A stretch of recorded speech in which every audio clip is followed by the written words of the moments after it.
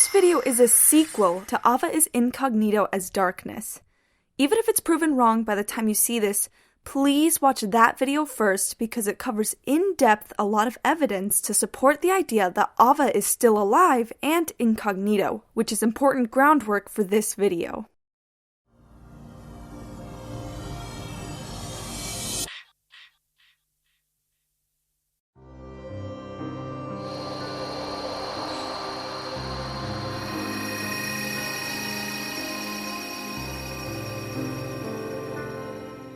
Remind was the first thing to ever finally convince me that the theory darkness becomes vanitas holds some water. If Ava is not darkness after all, I still firmly believe Nomura did not just leave her out or avoid writing her into Union Cross's story. Let's do a quick refresh from my last video and remember what pieces of evidence from it suggest that Ava is still around, darkness or not. Ava is still heavily implied to be the traitor, and my theory of her explicitly rebelling against her role has now been confirmed by her purposely giving Brain the Book of Prophecies when she wasn't supposed to. I still believe that Gula's recitation of the lost page, saying, "You will venture forth in secrecy," or as they explore the secret of tomorrow in official translations, is directed at Ava. In Kingdom Hearts Key, Ava disguised herself as another Union leader using projections. The way Xigbar talks about Ava in Kingdom Hearts 3's epilogue still implies she survived after the war. I guess Ava didn't make it after all. I told her, clear as day, what it is I had to do. Ava had her own mission, and she carried it out. These lines also still imply that around the time of Union Cross, Luxu will either meet Ava again up front, or at least hear an update about her. Otherwise, he wouldn't know any of this information.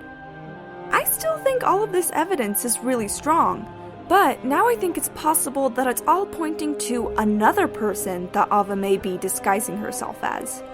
In the first video, I asked if darkness is responsible for Daybreak Town's deterioration, how could Brain be as well? I came to the conclusion that Ava and Brain were working together, with Brain being an inside man. And that was on the right track. They were friends who talked about things like the Book of Prophecies and the Master of Masters.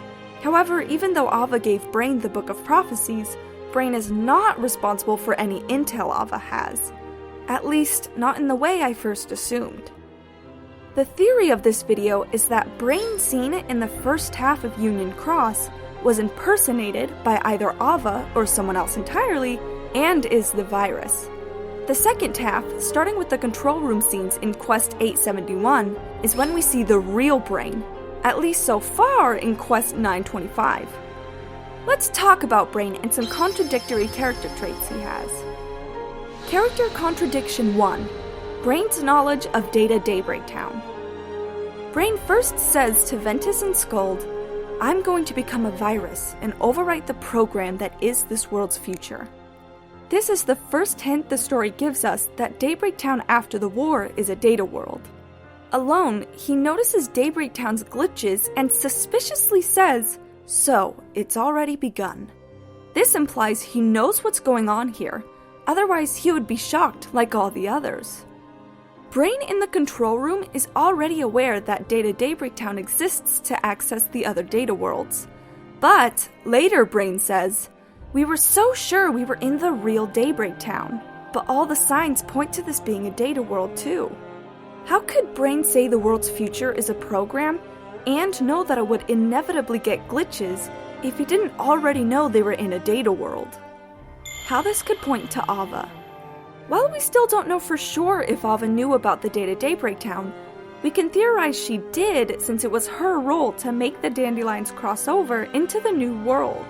But seeing how she wanted to defy what was written in the Book of Prophecies by the Master of Masters, I could easily see her wanting to become a virus in the program also created by the Master of Masters according to Luxu. Character Contradiction 2. Brain's eagerness to read the Book of Prophecies.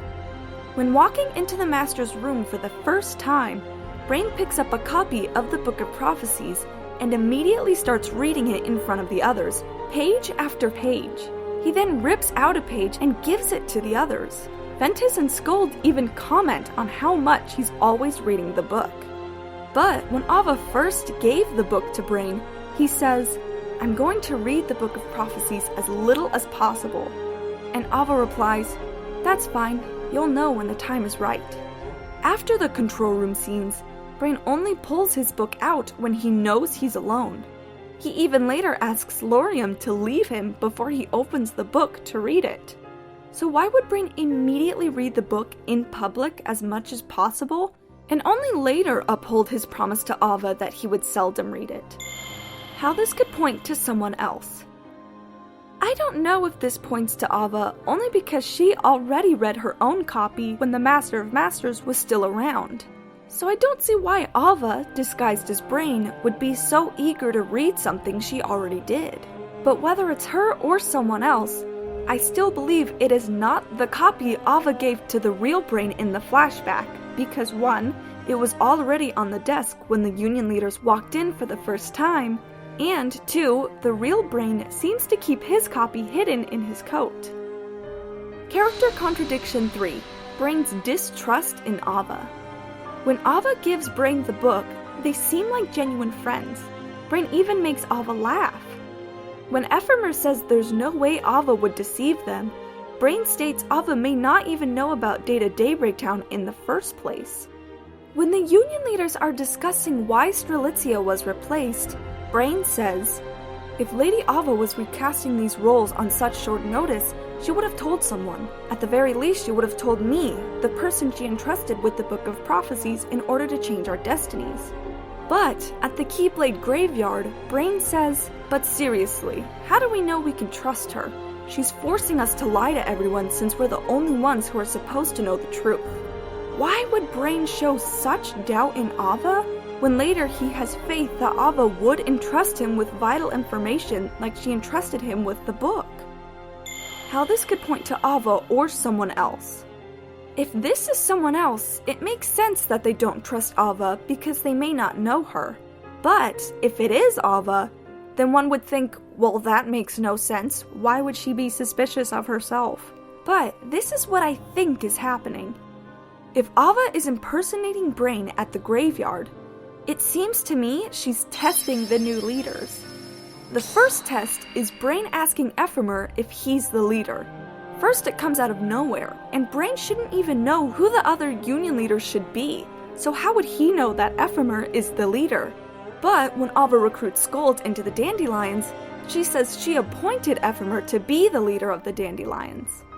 The second test is asking if the manuals are rules set in stone or just guidelines. Ava tells Ephemer that the rules in the manuals must be obeyed, but it could also be if the Union leaders are willing to do what Ava herself did, bend the rules to do what they believe is right, which they technically did with Shift Pride and not immediately assigning new unions. And the third test is asking if they could really trust Ava after all. This could be to see if the Union leaders are truly willing to trust her in order to accomplish what it takes to save them from the oncoming darkness. Immediately after these 3 questions, Brain says, "Got it, I trust you'll guide us down the right path," which to me says they've passed all 3 tests. Keep in mind, Ava may not be Brain after all, so these tests are pure theory. I could totally be looking way into it. How this is affected by Luxu's Secret Report 11. If all of this is true, and it's Brain's impersonator who says they're the virus, then that fits with what Luxu writes in Observations Excerpt 1. Yet it seems that someone has pulled the old switcheroo. One of the 5 is an imposter, someone the Master did not choose. They represent a virus in the program he so carefully wrote. But if it is Brain's impersonator, then it cannot be Ventus, who's excluded from the memo. So, if this theory is correct, then that means Luxu knew Ventus would take Strelitzia's place, meaning Strelitzia's murder was always a part of the Master of Masters' plan. Luxu continues to write, "The virus has begun a strange undertaking, a reckless plot to allow the 5 to escape to another world line. Surely such a thing can't be possible. We're talking about the same trick that allowed the Dandelions to transfer to other world lines after the Keyblade War. But these children are no masters, they haven't the means. Unless, of course, a certain Lady of Magic summoned here from the future knows more than I do. This tells us two variables.